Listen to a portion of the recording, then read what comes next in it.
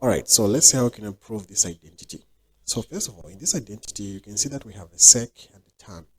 So let's start with the Pythagorean identity. We know that sine square theta plus cos square theta is equals to 1. How do I make a sec and how do I make a tan? I divide everything by cos. So divided by cos square, divided by cos square, divided by cos square. Sine over cos, this is tan square. Then cos over cos gives us 1. 1 over cos gives us a sec.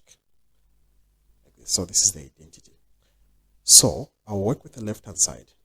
I'll say sec square square. This means power 4. So minus sec square theta. So I'll replace sec with this identity that you see right here. So that where there's sec, I'll have tan square theta plus 1. Then I'll square this minus, again, where there's sec, I'll replace it with a tan square theta plus 1, like this.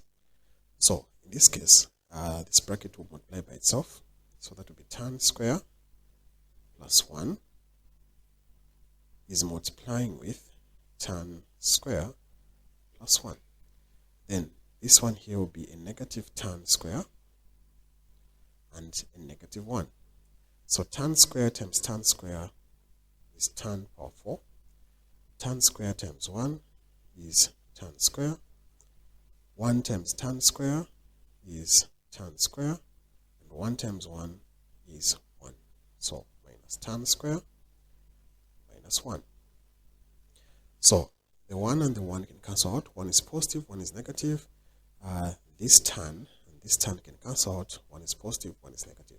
So the only thing we remain with will be tan raised to the power 4 plus tan raised to the power 2. So it is shown because this is now the right hand side.